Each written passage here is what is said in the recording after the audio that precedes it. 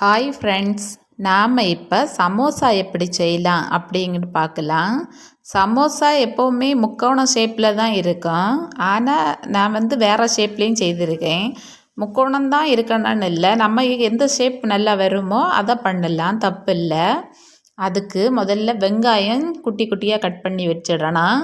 2 பெரிய சைஸ் உருளைக்கிழங்க 4 வெட்டி குக்கரில் நல்லா வேக வச்சு தோல் நீக்கி தனியாக வச்சிடணும். நல்லா வெந்திருக்கணும்.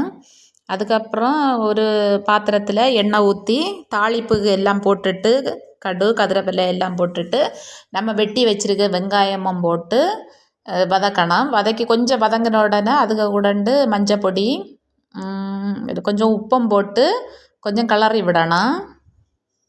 ஒரு ஜாரில் தனியாட்டு இஞ்சி, பூண்டு, பச்சை மிளகு, ஜீரகம் இதெல்லாம் போட்டு சதைச்சி வச்சிடணும்.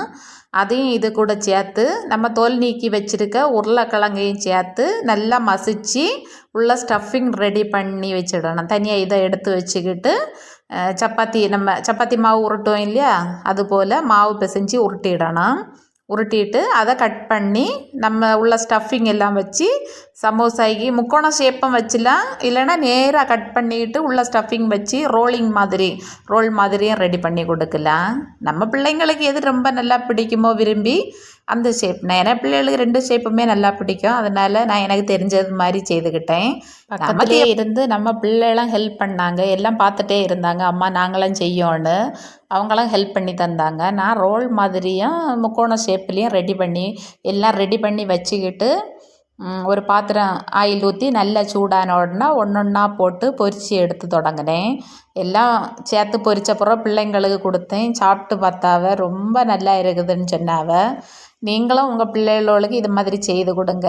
லீவு நாள் வந்தாலே பிள்ளைங்க வீட்டில் இருந்துட்டு அம்மா ஏதாவது செய்து தாருங்க, பண்டம் செய்து தாருங்கன்னு. சரி, நம்மளாம் வீட்டில் இருக்கையிலே செய்து கொடுப்போமேன்னு நமக்கு தெரிஞ்சதையெல்லாம் பிள்ளைகளுக்கு செய்து கொடுக்கும். நீங்களும் செய்து கொடுத்து பாருங்கள். பிடிச்சிருந்தால் லைக் பண்ணுங்கள்.